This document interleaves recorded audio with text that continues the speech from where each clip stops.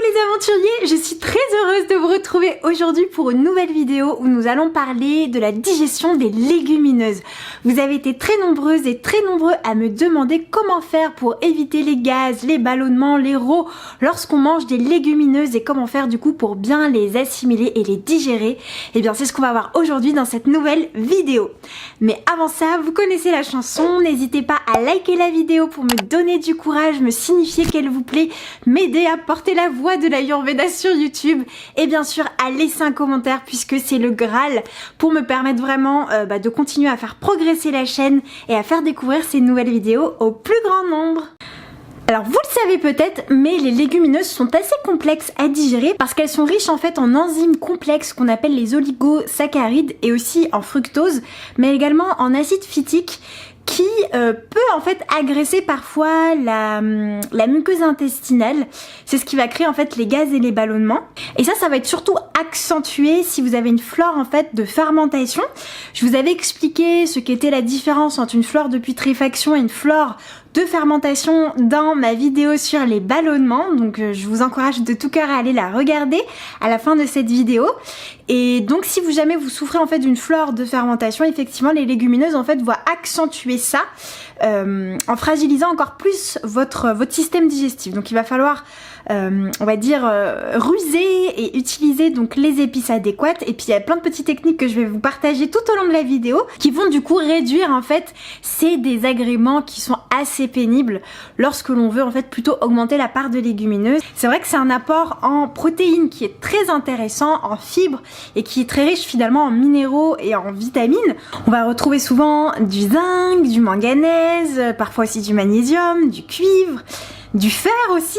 Et c'est vrai que du coup ce sont des aliments qui vont nous permettre de nous reminéraliser tout en réduisant finalement l'apport en protéines animales, et qui vont aussi aider à finalement en fait synthétiser la dopamine et la sérotonine dont je vous avais parlé dans cette vidéo, et qui sont indispensables notamment le matin pour bien dormir aussi, pour avoir un mental joyeux. Et Dieu sait qu'en ce moment on en a besoin par les temps qui courent, donc ça serait quand même dommage de ne pas pouvoir en profiter. Donc premier conseil et astuce pour pouvoir réduire en fait l'indigestion des légumineuses, c'est de tout simplement les faire tremper. Ça, je pense que bon nombre d'entre vous le faites à la maison, parce qu'en fait ça va réduire l'amidon et l'acide phytique que contiennent les légumineuses, et donc du coup ça va être beaucoup moins lourd pour la digestion. Vous savez, c'est l'espèce de petite écume blanche qui va remonter à la surface quand vous allez les faire tremper, voire même les faire cuire parfois. À ce moment-là en fait ça va remonter à la surface. C'est quelque chose qu'il va falloir écumer pendant la cuisson, mais du coup on va le réduire aussi en faisant tremper et en rinçant en fait plusieurs fois ces légumineuses. Donc chaque légumineuse va avoir un temps de trempage différent, mais en règle générale c'est entre 24 heures à 72 heures, avec une moyenne de 2 jours, on va dire une journée et une nuit, c'est très bien. Donc c'est ce que je fais personnellement pour l'ensemble de mes légumineuses. Et on aime bien aussi en Ayurveda en fait les faire un peu pré-germer, notamment pour les lentilles vertes. Ça va en fait les rendre encore plus légères, plus sattviques, donc bonnes pour la luminosité de l'esprit, pour être joyeux, pour être léger en fait dans son corps. Et d'ailleurs ça donne un petit côté, ça donne d'autres saveurs en fait. Elles sont un petit peu plus piquantes, c'est vrai, au niveau de la saveur, mais du coup je trouve qu'elles sont beaucoup plus digestes quand on les fait un peu pré-germer. Si c'est pas possible pour vous et que vous ne les aimez pas comme ça, alors juste les faire tremper, voilà, une journée et une nuit, ça sera déjà suffisant. Et ce que je fais personnellement et ce qu'on recommande, c'est d'ajouter en fait une pincée de cumin, enfin d'ailleurs c'est plus qu'une pincée, hein, c'est une demi-cuillère en fait à café de graines de cumin. Alors j'aime bien ajouter en fait une pincée par personne d'asafoetida dans l'autre trempage, et vous pouvez aussi ajouter du thym ou même du romarin. Alors je sais que certaines personnes vont aussi rajouter en fait du bicarbonate de soude pendant le temps de trempage et aussi pendant la cuisson. Mais j'ai appris en micronutrition en fait que ça pouvait réduire l'absorption de la vitamine B1. Donc si jamais vous êtes carencé en vitamine B1, c'est peut-être pas forcément la bonne façon de faire. Rien qu'avec déjà l'asafoetida, le cumin, pourquoi pas aussi le fenouil. On a également le gingembre dans l'autre trempage qui peut aider. Déjà si vous avez de l'asafoetida et du cumin, ça sera déjà très efficace. Et si vous avez envie, vous pouvez tout à fait rajouter donc des aromates comme le thym, comme le romarin ou même la sarriette. Déjà pendant la cuisson, mais aussi pendant l'autre trempage, ça va également commencer à travailler sur votre digestion. Alors, autre conseil et astuce, c'est d'éviter de mélanger dans le même repas des aliments qui vont augmenter Vata avec vos légumineuses. Tout simplement parce qu'en Ayurveda, les légumineuses augmentent le dosha Vata parce qu'elles sont astringentes et asséchantes. D'ailleurs, on les donne beaucoup pour établir l'équilibre de Kapha par exemple, ou lorsque l'on souhaite maigrir ou perdre du poids. À condition d'utiliser les bonnes légumineuses. Et du coup, dans votre repas, il faudra faire attention notamment à éviter les crudités, si vous le pouvez, et les aliments qu'on appelle crucifères, comme les brocolis, les choux, qui vont augmenter aussi Vata et donc accentuer le côté aérien dans le système digestif avec la production de ballonnements et de gaz. Ça va encore plus accentuer on va dire le côté complexe de la digestion, donc il faut vraiment éviter ça. En général, les dalles par exemple sont une belle façon de consommer les légumineuses, les soupes aussi si vous pouvez. Aussi, j'ai oublié de vous parler d'une autre association qui peut un peu complexifier la digestion. Lorsque vous mangez des légumineuses, c'est d'associer les légumineuses avec de la viande ou du fromage. Ça, c'est vraiment compliqué à digérer. Donc, lorsque vous choisissez de manger des légumineuses, ce qui est mieux, c'est quand même de partir sur un mélange en fait avec des légumes, des épices et juste les légumineuses si vous pouvez. Voilà, c'est quand même mieux. Vous verrez qu'au niveau digestif, vous vous en porterez mieux, je pense. À la rigueur, les œufs, ça peut quand même passer. Mais c'est vrai que si vous faites, je sais pas moi, une viande au four avec ou une viande dans le plat mijoté, c'est complexe. D'ailleurs, regardez les plats de lentilles. Il y a beaucoup de personnes qui vont pas du tout les digérer lorsqu'il va y avoir des lardons, lorsqu'il va y avoir des saucisses, des choses comme ça.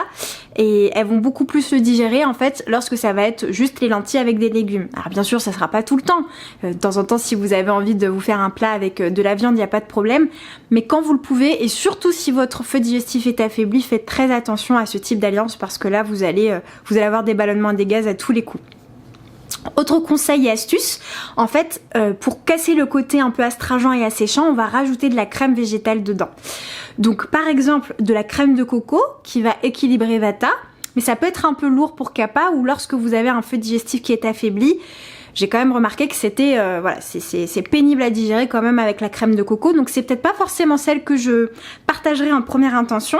Personnellement, je cuisine beaucoup avec la crème de riz.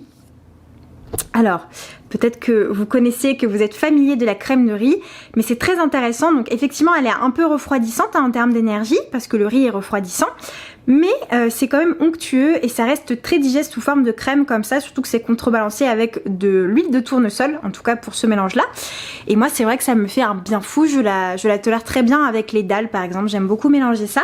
Ou autre chose que j'ai trouvé et que j'adore aussi mettre et qui donne un côté un peu original à mes plats, c'est la crème de tofu. Donc c'est une crème en fait à base de graines de soja, de nigari, donc c'est du chlorure de magnésium. Il y a de l'eau dedans et c'est tout. J'ai acheté ça sur le site Casidomi. Je sais pas si vous connaissez ce site, mais il est formidable. On trouve plein d'aliments originaux. Moi, j'adore. Et même pour les cadeaux de Noël, d'ailleurs, vous pouvez trouver plein de choses à offrir. Des cafés adaptogènes, des produits de beauté qu'on trouve pas facilement. Enfin, il y a énormément de choses en fait. C'est très intéressant. Et donc, j'ai trouvé ça dessus.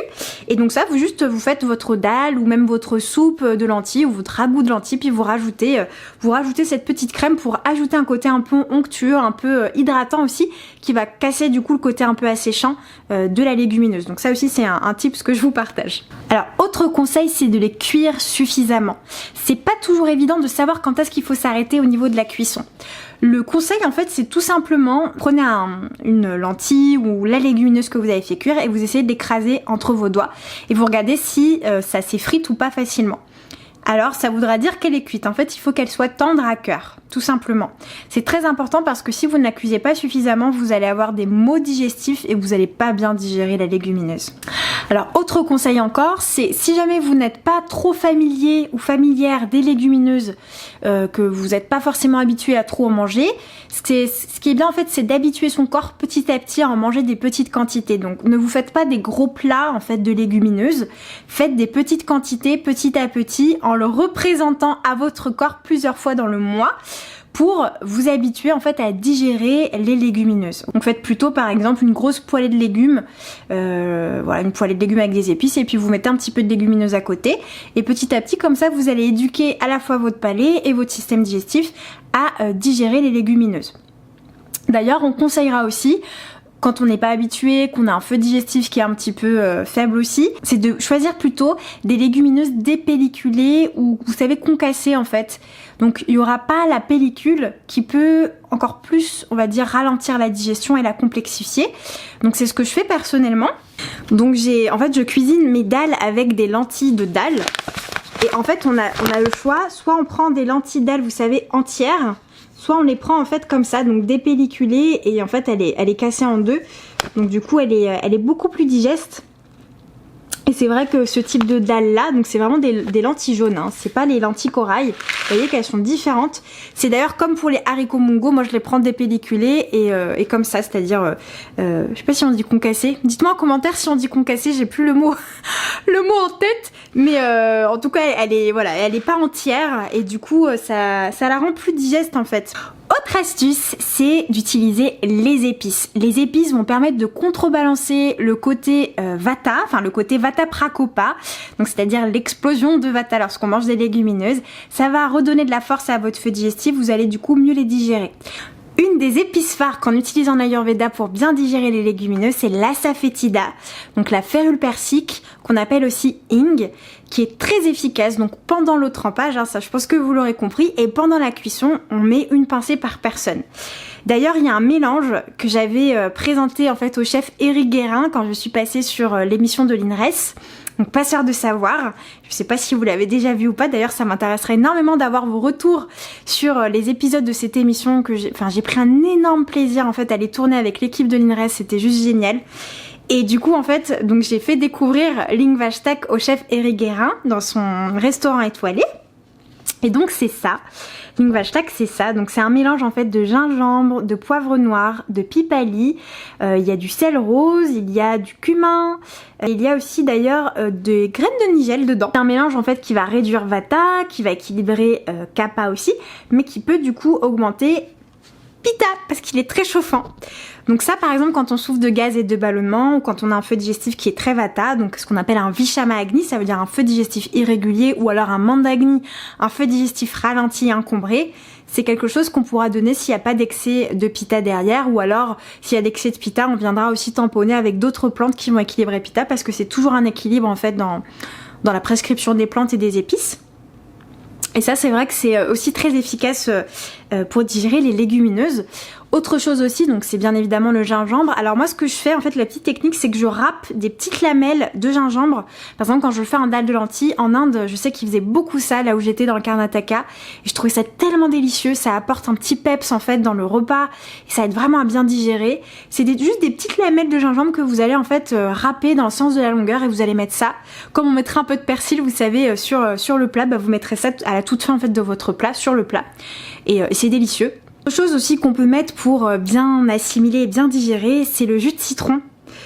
Donc le jus de citron, alors moi personnellement je le prends en petite bouteille en verre comme ça parce que je trouve que c'est beaucoup plus pratique pour pas faire pourrir ses citrons et puis pour avoir toujours la bonne quantité sous la main. Donc là j'ai pris du jus de citron vert, bio comme ça. Et on pourra en mettre en fait un petit filet à la fin de la cuisson. J'aime bien mettre ça dans mes dalles aussi, ça pareil, ça aide aussi à soutenir le feu digestif, à réduire l'effet sur vata. Donc si vous êtes plutôt pitta comme moi, plutôt du jus de citron vert qui est moins chauffant sur ce dosha là, pas trop bien sûr, vous en mettez juste un petit peu, c'est toujours une histoire de quantité et d'équilibre dans l'assiette. Et bien sûr tout ce qui va être en fait aromate comme les herbes de Provence, comme le thym, comme la sarriette, c'est vrai que c'est très important d'utiliser aussi les éléments qui poussent chez nous. Donc vous pouvez tout à fait les utiliser dans les lentilles, je sais que c'est quelque chose qu'on utilise beaucoup. Moi j'aime bien mettre par exemple des feuilles de laurier dans mes lentilles, j'aime bien mettre des herbes de Provence, mais j'aime bien combiner les deux, donc mettre les aromates et puis mettre aussi les épices ayurvédiques et ça vient aider à digérer. Donc vous avez aussi le trikatou, le mélange de poivre long, de pipali et de gingembre que j'ai déjà présenté dans la vidéo sur les ballonnements, qui peut aussi aider. Vous en mettez un petit peu quand vous allez faire cuire en fait vos plats, vous les mettez toujours à la fin. Pourquoi vous les mettez toujours à la fin? C'est une question qui revient beaucoup, tout simplement parce que lorsque vous les mettez au début, en fait les principes actifs vont se volatiliser. C'est simple, je dis toujours ça à mes clients, lorsque ça sent bon, quand vous cuisinez, c'est pas bon signe parce que tous les principes actifs s'envolent. Donc pour pouvoir les garder le maximum possible, enfin garder le maximum en fait de principes actifs, il faut mettre toujours les poudres à la fin ou alors faire moitié-moitié parce que c'est vrai que quand on cuisine on commence déjà à préparer la digestion, ça je vous le dis très souvent. Et c'est vrai que sentir les odeurs des épices, ça aide déjà à sécréter les enzymes digestives, à se mettre dans une condition où on va pouvoir manger. Ça apaise l'esprit aussi, donc pouvoir mettre un petit peu, on va dire, au milieu de cuisson et puis rajouter vraiment la quantité maximale que vous souhaitez plutôt à la fin. Voilà, et c'est pareil pour les aromates, aromates frais, tout ce qui va être persil, coriandre, la menthe fraîche, etc. C'est toujours à la fin, on évite de les faire cuire pour tout simplement perdre les huiles essentielles, les principes actifs, les minéraux, les vitamines. Donc voilà les aventuriers, je pense qu'on a fait le tour pour cette question. N'hésitez pas si jamais vous avez d'autres conseils, d'autres recommandations et astuces à partager avec nous. Je serai très heureuse de les lire et je pense que ça aidera beaucoup de monde, donc n'hésitez pas à les mettre dans les commentaires. Et puis je vous dis à très vite dans une prochaine vidéo. Faudra que je vous annonce une grande nouvelle par rapport à quelque chose qui s'est passé. Je vous ferai une petite vidéo pour vous expliquer tout ça. Et voilà, et en tout cas j'ai hâte de vous retrouver dans la prochaine vidéo. Je vous fais des gros bisous et je vous dis à très bientôt. Mouah, à bientôt les aventuriers.